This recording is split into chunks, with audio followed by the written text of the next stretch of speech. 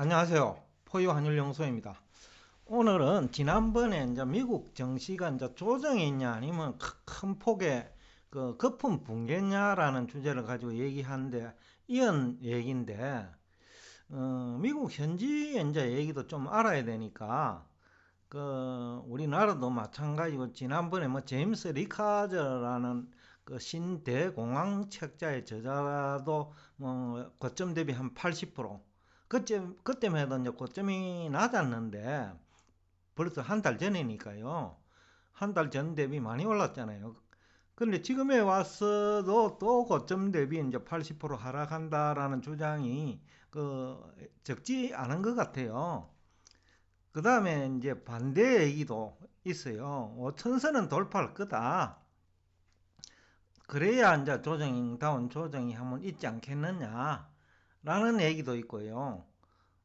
지금 현재 그 금요일 날, 그러니까 11월 12일 날 금요일 S&P 500 지수가 4,680으로 끝났으니까 뭐 아직도 한 10% 상승 여력이 있다라는 얘기가 이제 5천선 돌파 주장이죠.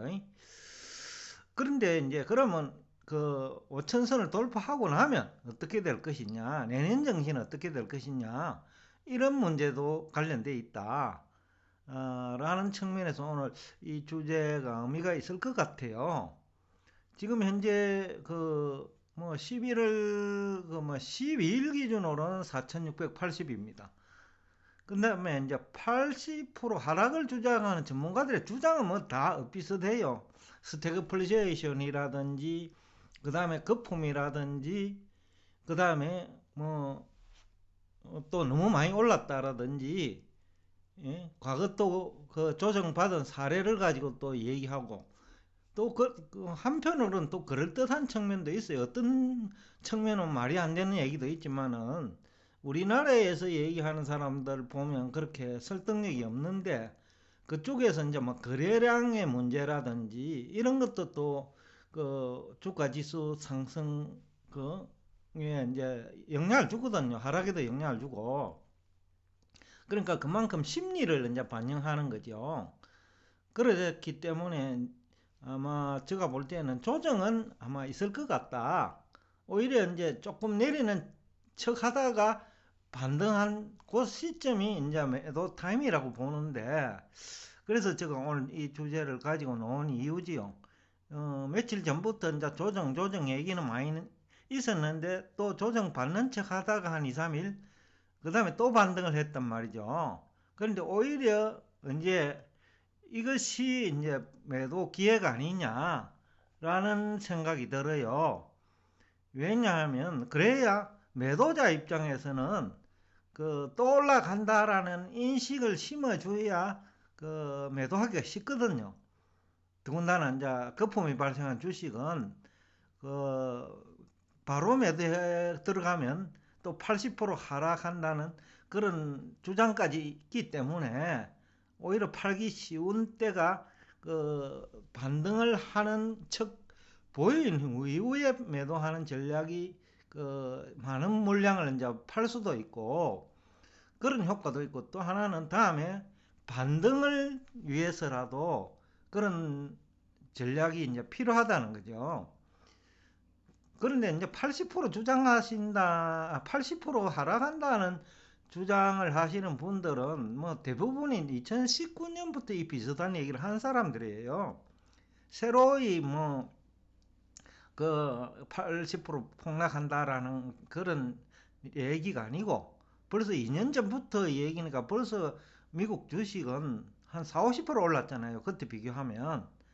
그러니까 그 어떻게 보면 이게 타이밍도 중요한데 그 흔히들 고장난 시계도 한 번은 맞는다라는 얘기하고 뭐 같이 비교를 해보면 한 번은 맞겠죠. 제가 볼 때는 그 맞는 시기는 이제 다가오는데 그렇다고 이제 80% 하락할 것이냐는 그것은 또 별개 문제지요.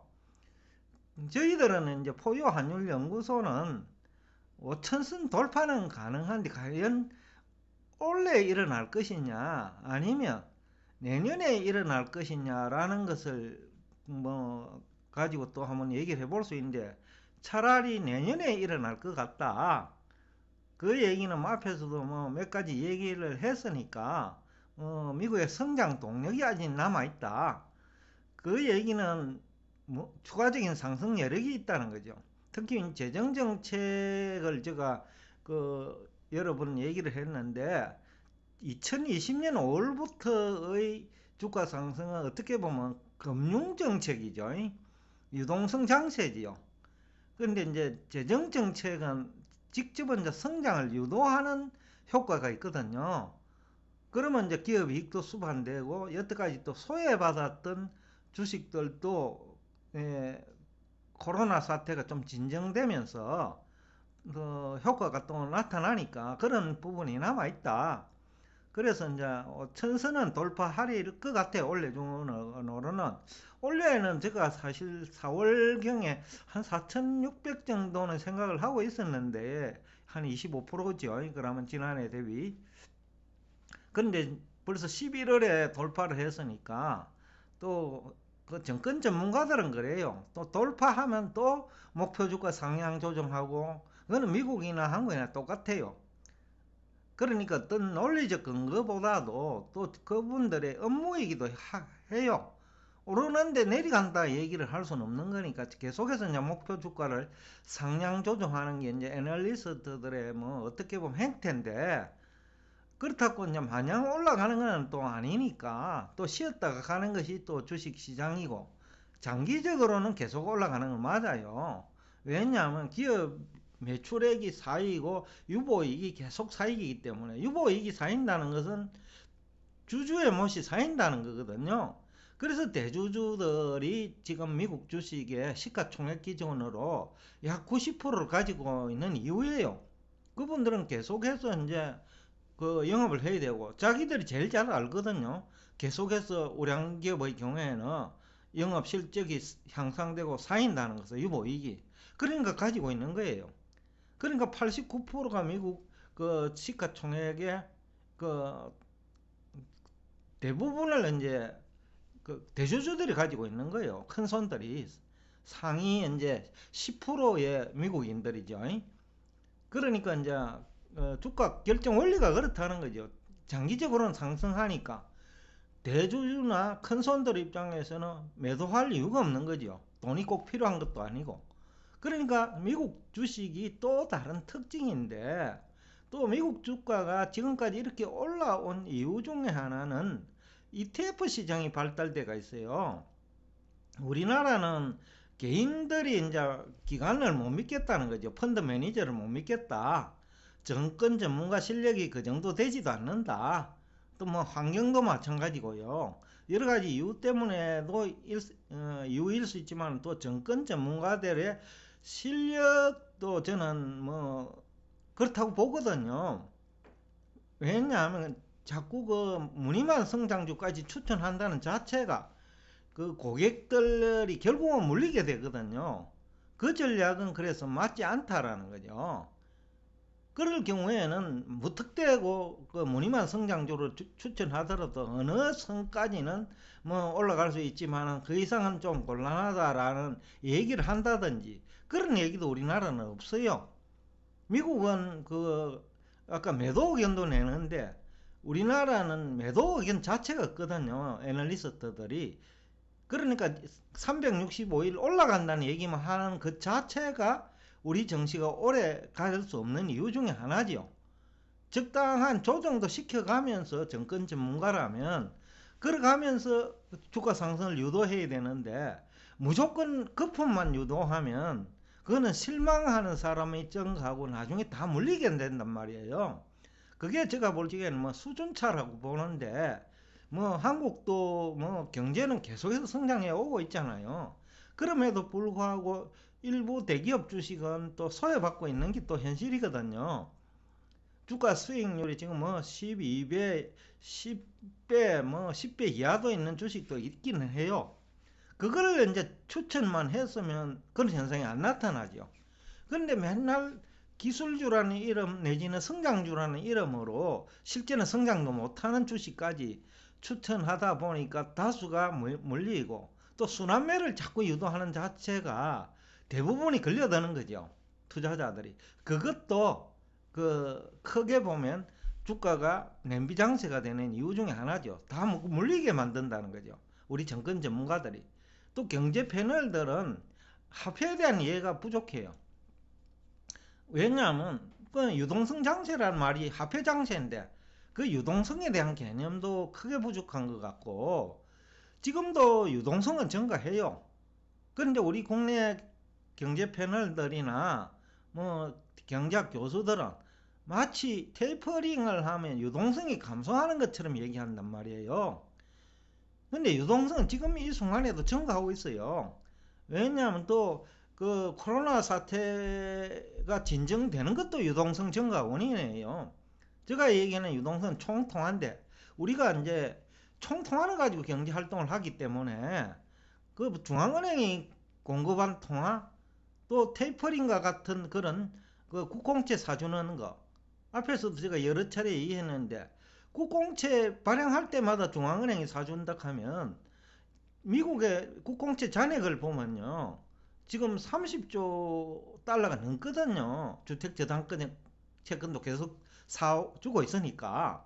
주택저당채권도 그 2012년부터 샀으니까 뭐 일시적으로 조금 쉬기는 했지만 테이퍼링이라는 이름으로 그래도 국채는 계속 발행되고, 그래서 국채 발행 잔액하고 주택저당채권 잔액만 보면 미국 본원 통화량이 30조 달러 이상이어야 되는데 지금 겨우 6조 조금 넘었고, 그것도 그거를 제외하면, 쉽게 하면 그 지급준비금을 제외하면 3조 달러밖에 안 되는 거예요. 그러니까 정권 전문가들이나 경제학 교수나 경제학 패널들이 주장하는 미국 달러 공급량의 10%밖에 안 되는 거예요, 지금요.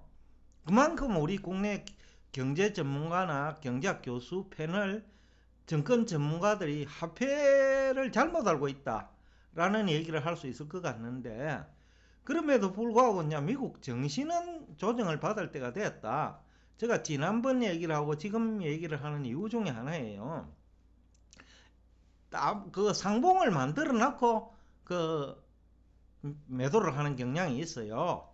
그래서 짧은 상봉이라도, 작은 상봉이라도 만들어 놓고 매도한다는 거예요. 그래서 이제부터는 현금 비중을 조금 줄여 나갈 필요가 있다라는 측면에서 제가 이제 이 얘기를 하는 건데, 저 포유 환율 연구소는 큰 폭의 조정을 받으려고 하면 내년 하반기는 돼야 된다. 지금은 때가 아니다. 시기적으로 우선 아니다. 그런데 미국 증시 조정을 전망하는 이유는 또 있어요. 우선은 거래량이 4월 초 대비, 제가 8.15머니 활동할 때 공식적으로 미국 주식에 투자하라는 얘기를 한 지가 4월 초 정도 될 거예요. 3월, 주위 사람한테는 3월부터 얘기를 했지만은 조정받으면 매수하라고. 근데 잠시 조정받으면서 주가가 그때부터 많이 올라갔는데, 그때 거래량의 반토막이에요, 지금요. 어제도 그래서 반등을 하니까, 그래도 2, 3일이라도 조정을 받았으니까 반등을 해서 보니까 거래량이, 지수 투자자니까 결국 S&P 500 투자자들이죠. 거래량이 반토막이에요. 이것은 유동성이 그러면 줄었느냐? 아니거든요. 테이퍼링이라는 말 자체도 오해를 하고 있지만 많은 사람이, 그리고 월 1200억 달러 공급하다가 1000억 달러 공급을 해도 M2 기준입니다. 그래도 유동성은 증가해요. 또 그 외에 경제가 살아나면서 또 대출받는 사람도 많이 일어나고, 또 실업률이 낮아졌잖아요. 그러면서 그분들의 대출도 일어나고, 그래서 유동성은 증가해요, 지금도. 그럼에도 불구하고 거래량이 반토막이라는 거죠. 그래서 조정이 받을 때가 됐다. 돈은 많은데 왜 그러면 거래량이 주느냐, 이 얘기거든요. 그러니까 조심스럽게 접근하는 사람이 많고, 워렌 버핏처럼 현금 보유 비중을 늘리는 전문가들도 있다. 그러면 조정을 기다린다는 얘기인데, 그러면 조정이 불가피한 거 아니냐. 그래서 이제 일부 엔비디아나 뭐 AMD 뭐 인기 주식이잖아요. 뭐 테슬라도 이런 것들이 이제 조금 조정을 받을 때가 됐다. PR도 너무 높아졌다는 거죠. 그런 기업이 나쁘다는 얘기는 아니고 아주 좋은 기업이지만은 너무 단기에 상승 속도가 빠르다. 그래서 조정이 필요하다는 겁니다. 그리고 대주주들이 수익 실현 욕구가 나타날 시기다. 테슬라 대표가 뭐 세금 낸다는 것은 핑계고요. 타이밍상 그 매도 욕구가 생기는 시점이라는 거죠. 그리고 나중에 되사주면 되니까요. 그래서 테슬라 대주주가 머스크가 아직까지 10% 판다고 해놓고 3%밖에 안 팔은 가는데 아직 7% 남았다는 거죠. 그런데 그런 대주주들이 이제 나타날 때가 됐다. 너무 지나치게 오르니까 그 돈으로 투자 재원으로 마련할 수 있고 또 다른 비즈니스도 할 수 있기 때문에 그런 가능성이 있다. 그래서 조정은 제가 볼 적에는 10 내지 15% 정도 조정이 필요한 시기다. 근데 조정을 받으면 매수해도 절대 후회하지 않을 것 같다. 왜? 주변 여건은 괜찮다는 거죠. 아직까지. 재정 정책도 있고 인프레라는 것도 뭐 또 이런 조정을 계기로 조금 둔화될 수 있거든요. 그러다 보면 투자자 입장에서 증시를 상승을 유도하는 입장에서도 또 매력적이잖아요. 물가 뭐 유가라도 조정을 좀 받고 이러면 그러면 또 통계라도 좀 물가가 진정되는 느낌이 나오니까 그런 쪽으로 나갈 것 같고 또 바이든 정부가 지금 뭐 정책의 1순위를 물가 안정으로 지금 잡았거든요. 그래서 뭐 석유 같은 경우는 비축료를 풀 거다. 이런 얘기까지 있단 말이에요.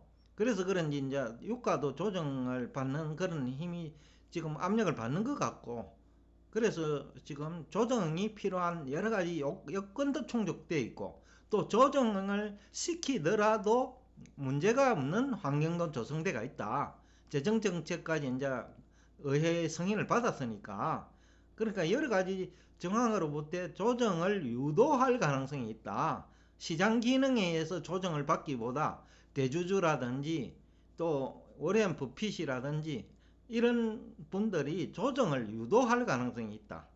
그런 측면에서 오늘 제가 접근하고 있어요. 그리고 조정을 받으면 뭐 매수하면 지금 인기 주식들 있잖아요.